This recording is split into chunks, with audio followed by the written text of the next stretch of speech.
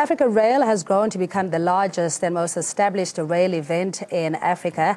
And Africa Rail has grown to become the continent's most important and best supported railways conference and exhibition for over 2 decades. And the rail has become the undisputed leader. It is an unrivaled platform for the continent's railway industry to come together, to learn, to network and to do business. But this year it's more than just that. As South Africa celebrates Youth Month, Africa Rail, together with the Job Summit initiative, will be signing an agreement to provide at least 50,000 jobs in the rail sector for the next 3 years. And joining us in studio, we have Samkelwa Madlabane. He is the General Manager at Terrapinn, and Stefan Lauber is the Executive Director for the Job Summit initiative. Good morning to both of you, and thank you so much for joining us. And we'll start from the young perspective, because it is, as we mark Youth Month. Samkelwa, if you can give us a sense, the event was over a 2-day period, the involvement of young people there, if you give us a ratio. So what we actually did was that we had a startup pavilion as part of the exhibition. And what we specifically did was that we targeted young black people to include on the floor of the exhibition as well. And we found that this was actually very important, especially when you look at things such as content localization. Stephen will actually speak a bit more on the initiative around job creation. We also then went a step further in that we saw that there was a gap within the sector, in that you find that the sector is by and large dominated by males. And we then took an initiative that we included into the conference. The Women in Rail Summit was something that we actually had for the very first time this year, and that was a very big success.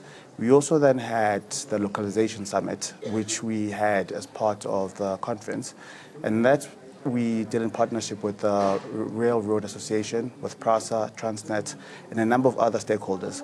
And we also then brought in the private sector, and then they then spoke about how they could actually have more internships created within various companies that are in the private sector. It sounds quite like a logistical nightmare, but I mean, if Terrapinn has been running this for over 2 decades, that it's a well-oiled machine and that is known to people who are inclined, or rather that are interested in the rail industry, what other opportunities on the periphery, outside the tracks and laying the foundation and having trains or manufacturing trains that other people ordinarily can get involved in? You'd look at things as small as, for instance, the manufacturing of the seats in the train, right? The nuts and bolts that go into the trains themselves. So you don't necessarily have to tender for locos or like sleepers, but there are very small components that go into the running of your railway line. And what people typically do is that they look for the big tenders. Start small. Go for the little nuts and bolts, and then you can grow from there. Yeah, and of course, sustainability as well. But let's talk about the Job Summit initiative and largely around the agreement of providing 50,000 jobs, Stephen. And, people might hear these numbers being thrown around, but it doesn't materialize in their own space. So how do we access those? A number of 50,000 jobs at the first glance sounds like a huge number. What we forget is that according to CITA, that is the Transport Education Training Authority's research, we have currently 30,000 vacancies. And I'll tell you more what kind of jobs these are. But that reflects a scenario that we have in many other industries. Companies struggle to find even entry-level people. Now, there is a gap between the way companies recruit. They're recruiting for experienced people who can add value in one day, versus the reality that there are a lot of unemployed people who need to be brought on board gently by training them, giving them a work experience. And in other words, create a talent pipeline for people to progress within companies. The skill shortage is most acutely always felt on the top. But if you don't start to build talent on the bottom, you're going to have a problem. And that speaks to the availability of those skills, because if the education system doesn't speak to what industry requires, even if the opportunity is there, it would be wasted because we do not necessarily have the capacity. Very true. But what we're actually seeing is that there's a drive by various partners within the sector to ensure that we upskill people within the railway sector. I mean, for instance, you've got the Railroad Association. They're doing tremendous work in ensuring that we upskill people within the sector. You also have partners such as the Gauteng Growth Development Agency, where, for instance, they will go a step further to try and find opportunities not only in South Africa, but outside of the continent as well. And they do fantastic work in terms of ensuring that they support businesses to grow into the rest of the continent as well. Is this the next big thing in the sense of creating networks within the African continent, because there are still some undeveloped spaces or forests, etc., that businesses would then exploit those opportunities outside South Africa? Very true, in that if you look at the project pipeline into the rest of Africa, you would actually discover that there are 500 in terms of the investment opportunity, the sector is looking for $560 billion US, right? That's the scope of projects that are actually earmarked for development in the continent.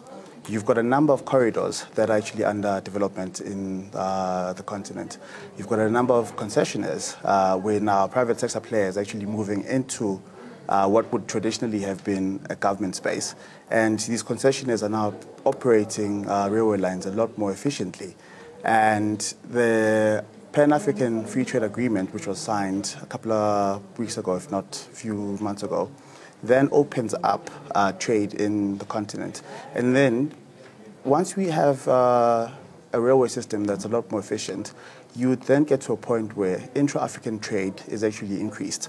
And we are sitting in a situation where intra-African trade is virtually like non-existent.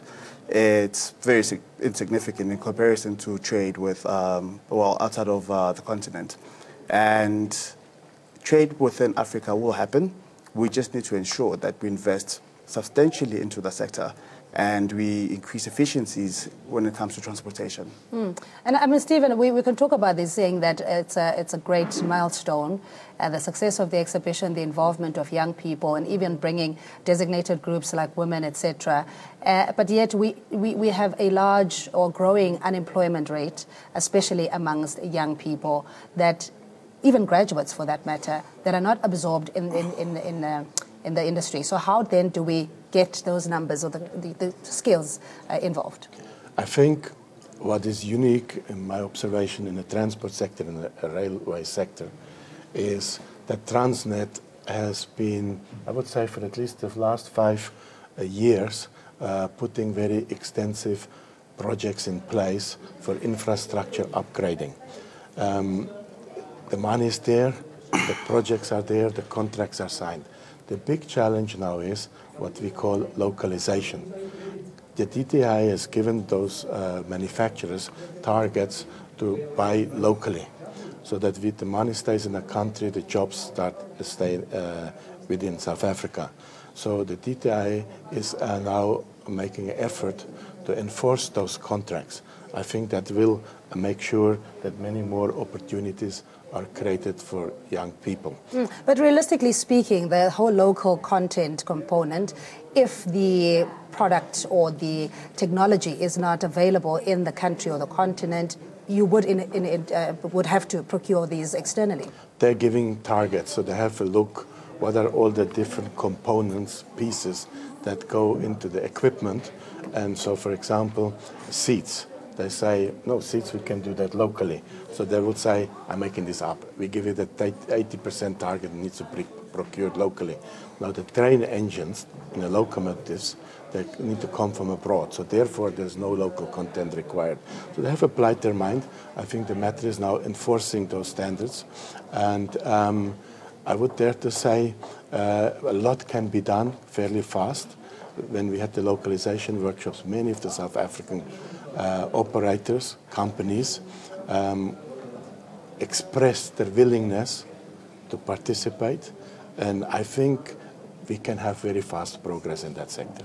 Just to add to that, sorry for interjecting, Transnet Engineering, for instance, at the show, launched brand new standard gauge sort of like bogies at the show, and that's a first for them, right? So while we might not have the IP at the present moment to build our own engines. We are getting there.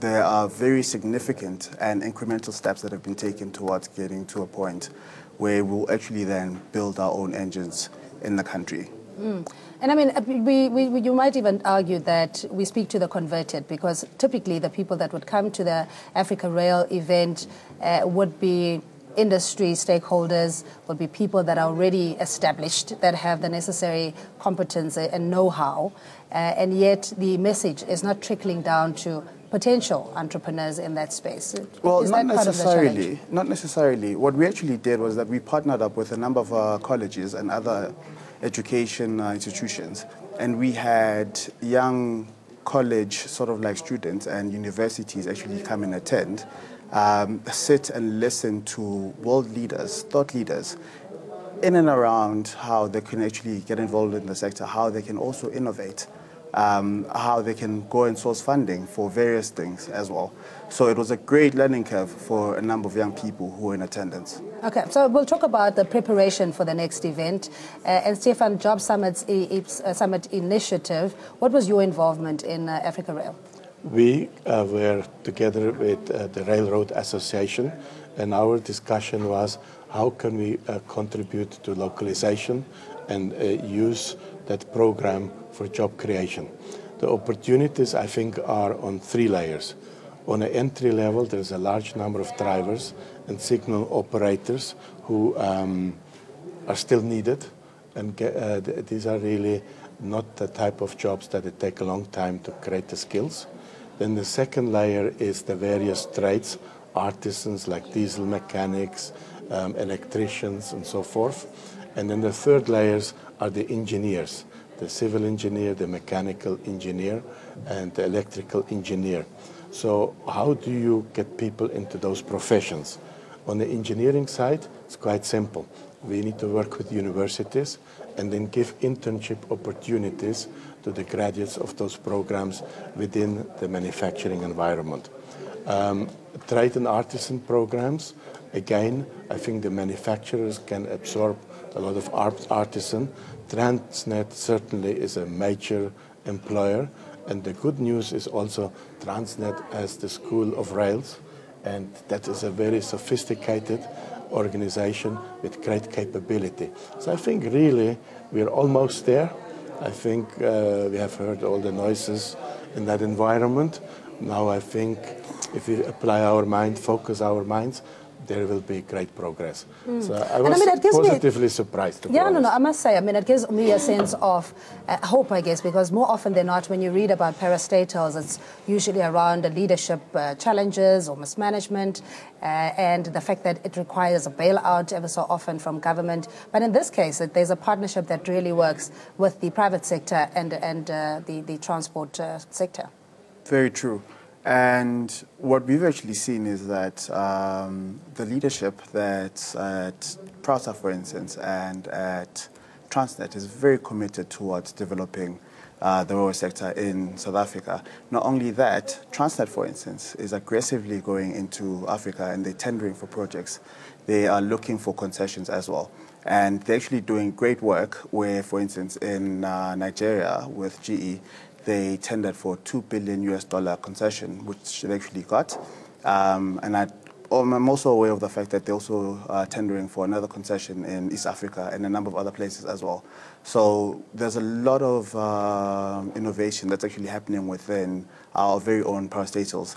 Yes, we do have challenges here and there, but we are actually just building capacity within the sector. And what is the mix that works, Stephen, especially if we take international benchmark and in incorporating various key stakeholders, be it private sector and society? I think it's all of them. It's not one more than another.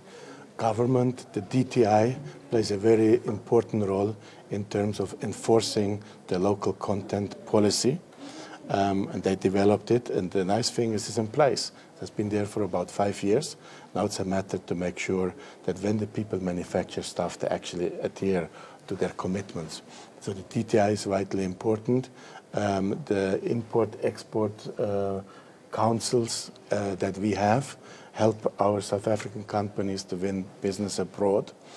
Every employer in the sector must bring people on board. We have one simple slogan, each one hire one, and obviously that applies to the small businesses, and big businesses need to hire larger numbers. But that, I think, what we need in South Africa is a concerted willingness, a focus to say unemployment is unbearable, and we need to all put our shoulders to the wheel and apply our mind in the spirit of Ubuntu to bring about that change. And you're saying that it's something that can be done in the short to medium term if there was a willingness. Are you saying at the moment there seems to be almost a preservation of certain jobs and not necessarily expanding those opportunities? I think we had fragmentation. Fragmentation means there were multiple agendas being promoted and not necessarily always for the good of the country. And now that we have a common will, I think, and some of those leadership issues have been ironed out, that we will be able to make fast progress. So therefore we have set ourselves a target in the first year 5,000 jobs, the next year 15,000 jobs, and 30,000 jobs in the third year to give us a little bit time to gear up. But I'm confident that we can do it. You think we can unlock what has been termed as the investment strike, if you will, where there was uncertainty around policy and where the country is going? Yeah, not only investment strike. I mean, Transnet have massive amounts, and maybe you can help me, Sam. These are multi-billion-dollar investment programs with decades of time frames. Okay, so there in the railway sector, from my observation at the summit, really has one spring of energy and money, and that's Transnet. Okay, and everything else is the whole ecosystem around. That is around Transnet. So really Transnet can make a big difference. And I do believe from the conversation we had, a wonderful opportunity was the conference where we could engage with the leadership of those various organizations. And the personal impression I had that first of all, they're committed people. These are people who are as serious as anybody else, and that they're well advanced in their thinking, and therefore I expect quick results. Just to add to that, one common sort of like theme that I actually saw coming out from the conference was that various stakeholders spoke about how do we prepare our graduates for the jobs of tomorrow. I mean, we've got the fourth industrial revolution just around the corner. And you've got things such as digitalization, you've got blockchain on the one end, and we then need to ensure that we are at a point where the jobs that we create are the jobs that would actually then ensure that the graduates that we groom would be ready to then take over those jobs. And that is the sort of conversation that the likes of Transnet and PRASA and various other stakeholders from around the continent were having at the show. But also not to just depend on government to be the multiplier of jobs or employment, to create that entrepreneurship spirit and drive. Off where you were talking about helping startups. I mean, there's incubation programs, you're talking about incentives and essentially growing micro, small, medium enterprises in the sector, especially with the young people. Just expand on that. So you had various startups that were actually present at the show. I mean, just yesterday I met a bunch of young people that had a company that provides cable tubing solutions, right? So whilst they aren't necessarily involved in like wagons, right? But your tubing is very critical within the rail space, especially if you look at things such as IoT going forward. What's right? IoT? The Internet of Things, right? This is now connecting everything to the internet, especially with like your signaling equipment as well, just autonomous self-driving trains, those type of things, right? So you then have various young people doing very innovative things, and I actually want to just add to that. The guys that I spoke to yesterday, their tubing equipment is actually being used in the London Underground, right? So there's no reason why the very same startups can then grow to become global bellwethers. But is the business development model shaped in that making it seamless for businesses to grow and develop and have the necessary network and support? Or do you find, Stephen, that it is a little bit scattered or fragmented in how you sustain these startups? My answer might not be politically correct, but I think... I didn't expect you to be. Okay. Small business development, I would simply call that a new frontier. Okay, I think there's a lot of talk about enterprise development. There's a lot of talk about supplier development.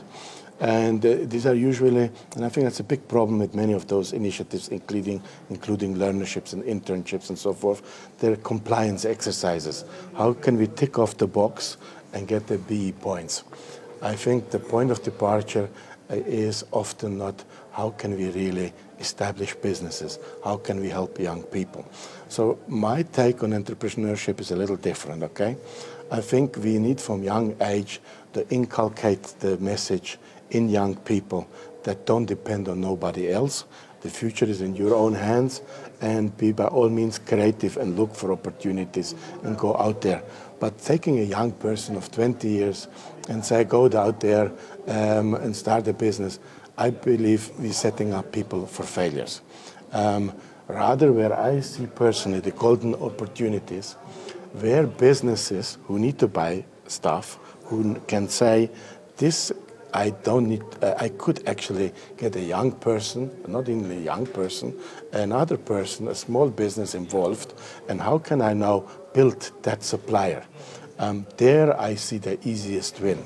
So where we start identifying great people, I think also when we talk about entrepreneur development, I call it the star approach.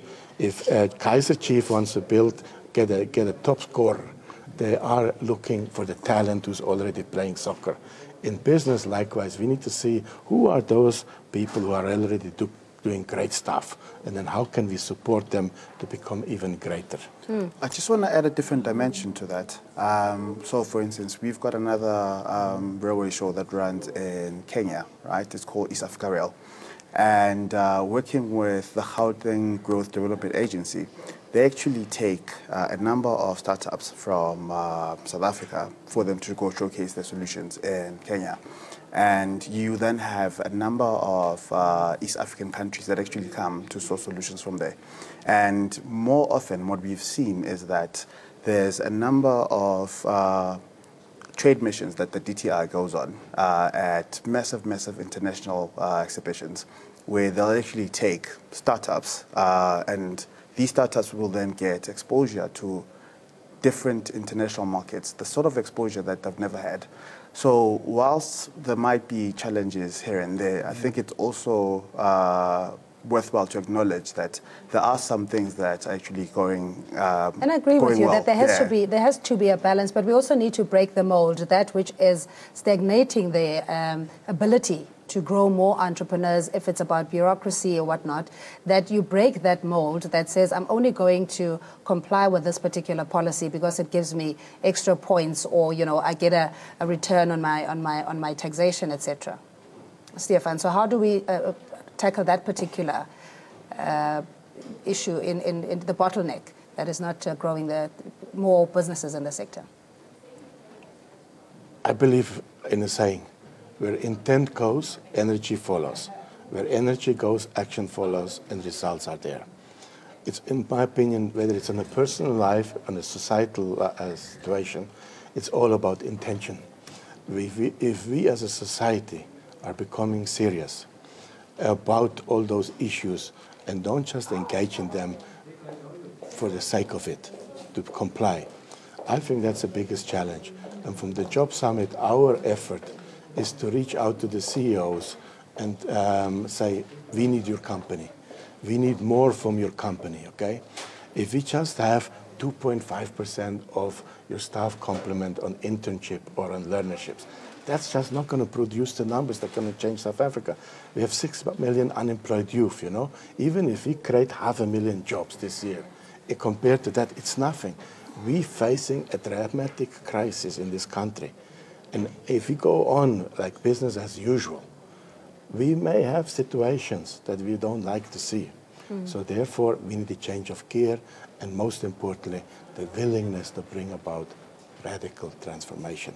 Not as a slogan, but we need to get down and change society the way it is. And Samkelwa, just in closing, for those that want to prepare themselves for the next Africa Rail event, what is the process? So the first thing that they can actually do is that they can go to our website. 2019 website has already launched, and they can find video content on there just to get a sense of what the show is all about. They can also go online and just look up articles in terms of some of the mega trends that are actually discussed at the show. And that's a very easy way for them to actually learn about the sector as well. And then we've got, for instance, partners such as the Railroad Association. They can actually approach the Railroad Association and ask them that they want to exhibit at Africa Rail. How can they actually go about doing that? Because they can then get subsidized for something like that. In actual fact, they can get a space that actually sponsored. So there's a number of other things as well. Alternatively, they can just go to our website, which is www.terrapinn.com/Africa Rail. And my number is on the website, and so is the All right, rest of the team. and I'll tag you as well and retweet that on our social media platforms. Fantastic. Thank you so much. Thank you. For very joining much us. for having Really us. appreciate it. That's Samkelwa Madlabane, Terrapinn General Manager, and we have Stefan Lauber, Jobs Summit Initiative Executive Director. We really appreciate your time. And you at home, while we take a quick break, do stay with us. A live report will be right back.